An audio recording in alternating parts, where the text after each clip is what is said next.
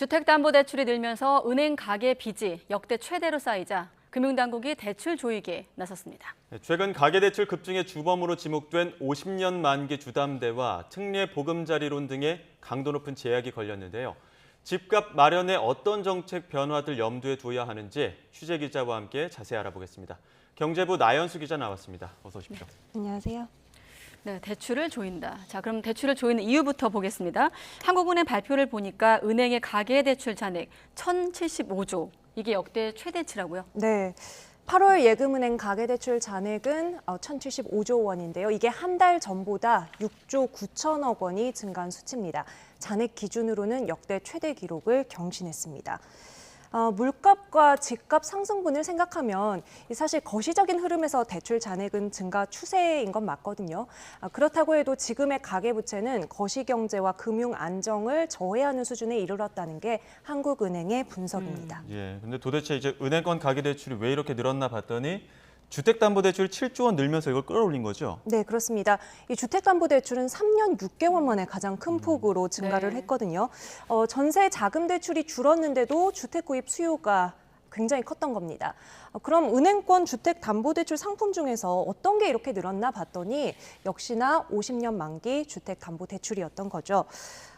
주택담보 6대 은행과 카카오뱅크 주택담보대출 신규 취급액에서 이 50년 만기 주택담보대출이 차지하는 비중이 7월에는 16.2%였는데 8월에는 48.3%로 확대가 됐고요. 이 50년 만기 주담대 대출 금액으로 봐도 7월 1조 8천억 원에서 8월에는 5조 1천억 원으로 뛰어 올랐습니다. 3조 3천억 원이 올랐네요. 7월에서 8월이 거의 3배 정도 됐는데 이렇게 급증했던 이유는 어떻게 파악되고 있습니까?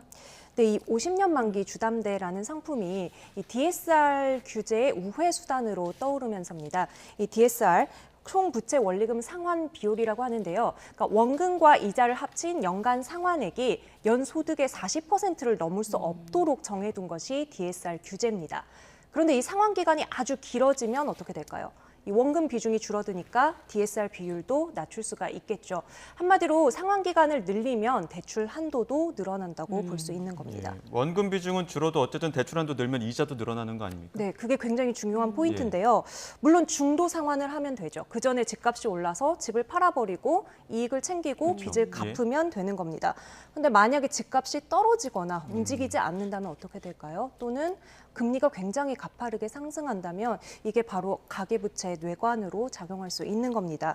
또 다주택자들이 투기하는 이런 수요에 이 50년 만기 주담대라는 상품이 이용될 수도 있거든요. 그래서 이런 부작용을 금융당국도 인지하고 지난달에도 관리 강화를 발표했죠. 그리고 물론 이런 규제 분위기에 그러니까 막차를 타겠다 이런 수요가 몰린 것이 지난달에 이런 수치에 반영이 됐다고 볼 수 있겠습니다. 그래서 어제 금융당국의 발표에 50년 만기 주택담보대출 규제가 가장 먼저 등장을 한 것 같은데 정확히 어떻게 바꾼다는 겁니까? 네, 앞으로는 장기 대출 한도를 정할 때 이 DSR 산정 만기를 최장 40년으로 제한하게 됩니다. 그러니까 합리적인 사유 없이 만기를 과도하게 길게 설정한다. 이거는 DSR 규제를 회피하려는 목적으로 보겠다. 이런 의도입니다. 50년 만기 주담대는 그럼 아예 사라지는 겁니까? 이거는 개별 차주별로 상환 능력을 굉장히 면밀히 따져서 엄격하게 결정을 하겠다는 거거든요. 개인적으로 저는 못 받지 않을까 이런 생각이 들었는데 보시면 50년 만기를 취급하는 주택금융공사의 정책 모기지가 좀 기준이 될 것 같아요. 여기 보면 만 34세 이하일 때 산정 만기를 50년으로 설정을 하거든요. 그러니까 기존 50년 만기 주담대는 사실 40대, 50대가 가장 많이 대출을 받았어요. 이렇게 봤을 때 가장 많이 이용했던 층에 대해서는 이제 문을 닫겠다 이런 뜻으로 볼 수 있죠. 그렇군요.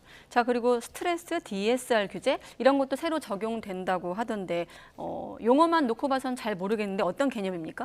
네, 이 정책 모기지 50년 만기 대출 상품이라는 것은 사실은 원래 이 소득이 낮은 청년층에 50년에 걸쳐서 고정금리로 취급될 수 있도록 설계가 되어 있었거든요. 이게 시중은행의 50년 만기 주담대 상품에서는 주로 혼합형 금리로 취급이 되고 있습니다. 이 상환 기간이 길어질수록 앞으로의 금리 변화에도 노출이 되는 거고요. 그래서 변동금리 대출에 대해서는 앞으로의 금리 인상 가능성을 감안해서 이 DSR을 산정할 때 일정 수준의 가상금리를 적용하는 건데요. 제가 구체적인 수치로 한번 예를 들어볼게요. 만약에 이 소득 5천만 원인 차주가 연 4.5% 변동금리로 30년 만기 주택담보대출을 받을 때 가상금리를 1%포인트 적용하면 기존에는 3억 3천만 원까지 대출이 네. 가능했는데 이게 2억 9천만 원으로 4천만 원 줄어듭니다. 같은 사람이 같은 금리로 50년 만기로 대출을 받으려고 하면 어떨까요? 자, 역시 가상금리 1%포인트가 적용되면 기존의 4억 원이었던 것이 이제 3억 4천만 원으로 6천만 원 줄어들게 됩니다. 예, 그리고 또 올해 초에 부동산 시장을 살린다고 특례 보금자리론도 띄웠었는데 이것도 일반형은 이제 조기 종료된다고요? 네, 이 주택금융공사가 제공하는 특례 보금자리론이라는 게 뭐냐면 이 고정금리와 장기 분할 상환 대출을 해주기 때문에 차주 입장에서는 시중은행보다 상대적으로 금리는 낮고 만기는 길다는 장점이 있었습니다. 원래는 저소득층과 실수요자를 위한 상품이었는데 워낙 부동산 경기가 안 좋았다 보니까 올해 초에 접수 대상을 늘려서 내년 1월까지 시행하기로 했던 건데요. 이번에 규제가 걸리는 건 전부는 아니고요. 예. 이 중에 일반형 상품입니다. 부부 합산 연소득이 1억 원 또는 이 주택 가격이 6억 원을 초과하는 경우 또는 기존 주택을 3년 이내에 처분하겠다 이런 조건을 걸고 일시적 이주택자도 신청할 수 있는 상품이었는데 오는 27일부터는 완전히 중단됩니다. 다만 부부 합산 1억 원 이하거나 주택 가격이 6억 원 이하인 서민 또 실소유층 수요를 대상으로 한 우대형은 계속해서 운영을 하고요. 예. 공급 목표인 39조 6천억 원 이미 거의 신청액이 도달을 했거든요. 이 공급 목표를 넘어서더라도 이와 무관하게 내년 1월까지는 운영한다는 방침입니다. 방금 전에 소개한 내용은 좀 참고하실 부분들이 많을 것 같은데 YTN 앱에서 나윤수 기자를 검색하시면 정보를 다시 확인할 수가 있고 자 이렇다 보면 기존 방식으로 하반기 주택 구입 생각하셨던 분들 금융당국의 규제 내용을 좀 더 정확히 파악할 필요가 있어 보입니다. 네, 그러니까 금융당국의 정책 또 통화 방향 같은 것을 주의 깊게 보면서 좀 예측을 해야 될 필요가 있어 보여요.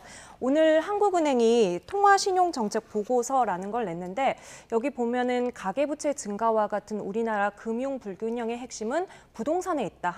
한국은행도 이렇게 보고 있거든요. 어제 금융위원회에서 기자들에게 낸 이 발표 자료에 이런 문구가 있습니다. 느슨한 대출 행태를 바로잡기 위해서 이런 규제가 필요하다. 그러니까 정부가 굉장히 인식을 강하게 하고 있다는 거고요. 앞으로도 필요하다면 추가적인 규제가 들어가겠죠. 그리고 아직 우리 경제가 완전히 회복되지 않은 상태에서 이 문제를 금리 인상으로 계속 다룰 수는 없기 때문에 좀 대출 규제를 강화하는 방식들 여러 가지가 좀 고민이 되지 않을까 싶습니다. 네, 느슨한 대출 행태를 바로잡겠다. 네, 경제부 나윤수 기자였습니다. 수고했습니다. 감사합니다.